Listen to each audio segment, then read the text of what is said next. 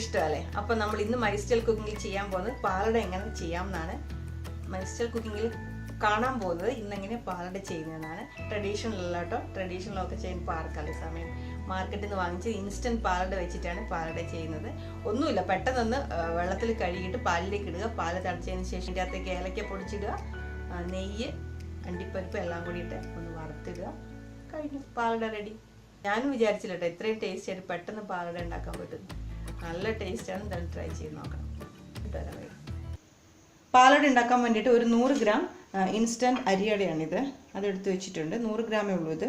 അപ്പം നമുക്ക് ആദ്യം ഈ അടയൊന്ന് കഴുകിയെടുക്കണം.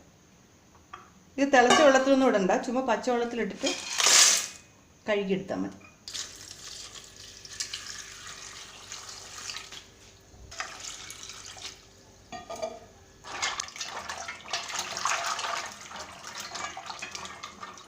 തണുത്ത പച്ച വെള്ളത്തിൽ നന്നായിട്ടൊന്ന് കഴുകിയെടുത്ത് വെക്കാം നമുക്ക്. ഇനി പാത്രത്തിലേക്ക് 1/2 ലിറ്റർ പാലൊഴിക്കാം.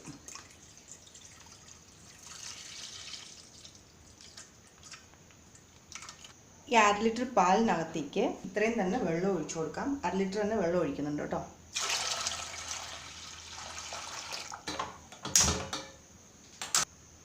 പാൽ വെച്ച ഉടനെ തന്നെ നമ്മൾ കഴുകി വെച്ചിരുന്ന അടയും ഇതിൻ്റെ അകത്തേക്ക് തന്നെ ഇട്ട് കൊടുക്കാം. ഇത് തിളയ്ക്കൊന്നും വേണ്ട, പാൽ ഞാൻ തന്നെ ഇട്ട് കൊടുക്കാം.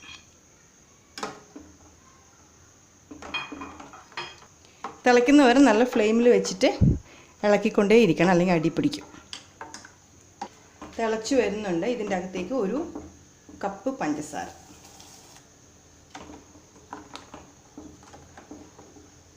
പെട്ടെന്ന് വെന്തോളൂ. ഇൻസ്റ്റൻ്റ് അടയാണല്ലോ, പെട്ടെന്ന് വേകും.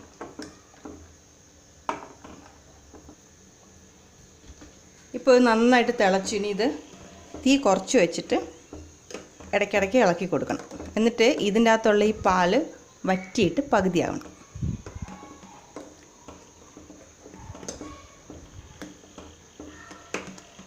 ഇതിപ്പോൾ തിളച്ച് വറ്റി വരുന്നുണ്ട്. നന്നായിട്ട് കുറുകി കണ്ടോ. അട ശരിക്കും വെന്തിട്ടില്ല, അട പകുതിയേ വെന്തിട്ടുള്ളൂ. അപ്പോൾ ഇത് ഇങ്ങനെ വെച്ചിരുന്നാൽ ചിലപ്പോൾ അടി പിടിക്കും. ഇപ്പം ഇതിൻ്റെ അകത്തേക്ക് 1/2 ലിറ്റർ പാലും കൂടി ഒഴിച്ചു കൊടുക്കും. 1 ലിറ്റർ പാൽ ഞാൻ നേരത്തെ ഒഴിച്ചിട്ടുണ്ടായിരുന്നു. 1/2 ലിറ്റർ പാല് നേരത്തെ ഒഴിച്ചിട്ടുണ്ടായിരുന്നു. 1/2 ലിറ്റർ വെള്ളവും കൂടി ചേർത്തിട്ട്. ഇതിപ്പോൾ വെള്ളമൊന്നും ചേർക്കുന്നില്ല, അങ്ങനെ തന്നെ 1/2 ലിറ്റർ പാലും കൂടി ഒഴിച്ചു കൊടുക്കുക.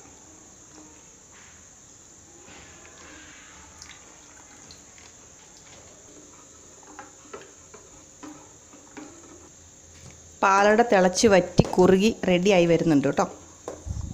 കണ്ടോ, അടയൊക്കെ നന്നായിട്ട് വെന്തു. നമ്മളിങ്ങനെ മുറിച്ചൊന്നും ഇടാത്ത അടയെല്ലാം തന്നെ വെന്ത് മുറിഞ്ഞ് ഉടഞ്ഞ് ശരിക്കും പാലടയായി കുറുകി വന്നിട്ടുണ്ട്. ഇതിൻ്റെ അകത്തേക്ക് ഞാൻ 1 നുള്ളു ഉപ്പും കൂടി ഇടുന്നുണ്ട് കേട്ടോ. എനിക്ക് ഇച്ചിരി ഉപ്പും കൂടി ഇടുന്നതായിരിക്കും ടേസ്റ്റിന്. ആ പഞ്ചസാരയുടെ ആ ഒരു കുത്തുണ്ടല്ലോ, അത് പോയി കിട്ടും. 1 നുള്ളു ഉപ്പും കൂടി ഇട്ടാൽ.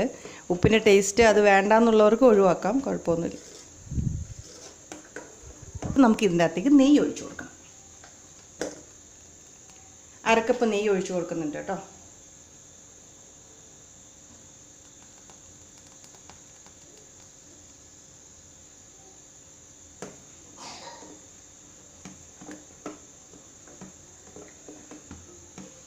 ഇത് കുറുകാൻ തുടങ്ങുമ്പോൾ തന്നെ തീ കൺട്രോൾ ചെയ്യണം. ചെറിയ തീയിൽ വേണം വയ്ക്കാൻ, അല്ലെങ്കിൽ ഇത് പെട്ടെന്ന് അടി പിടിച്ചു പോകും. ഈ നെയ്യൊന്ന് ഇതിലേക്ക് നല്ലോണം മിക്സ് ആവുന്നവരെ ഒന്ന് ഇളക്കി കൊടുക്കാം നമുക്ക്. നെയ്യെല്ലാം പായസത്തിൻ്റെ കൂടെ നന്നായിട്ട് മിക്സായി. ഇനി നമുക്ക് 1 സ്പൂൺ ഏലക്ക പൊടിച്ചു,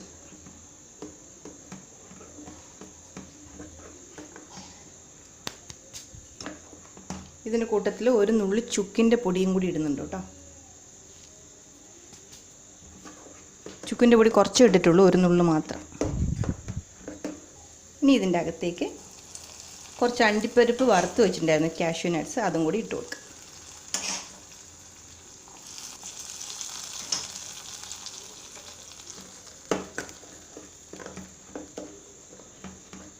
പാലട റെഡി. നല്ല ടേസ്റ്റിയായ പാലട റെഡി ആയിട്ടുണ്ട് കേട്ടോ.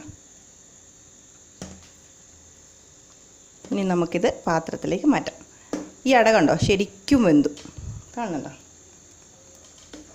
ശരിക്കും വെന്തു, ശരിക്കും കുറുകുകയും ചെയ്തു.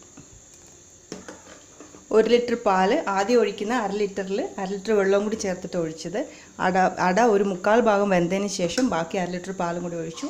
നന്നായിട്ട് തിളച്ചു. പിന്നെ നമ്മുടെ ഏലക്കപ്പൊടി ഇട്ടു, നെയ്യ് ഒഴിച്ചു, ഏലക്കപ്പൊടി ഇട്ടു, ഒരു നുള്ളു ചുക്കുപൊടി ഇട്ടു, പിന്നെ അണ്ടിപ്പരിപ്പ് വറുത്തത് ഇട്ടു. സ്റ്റൗ ഓഫ് ചെയ്തു. പാലട പായസം റെഡിയായി.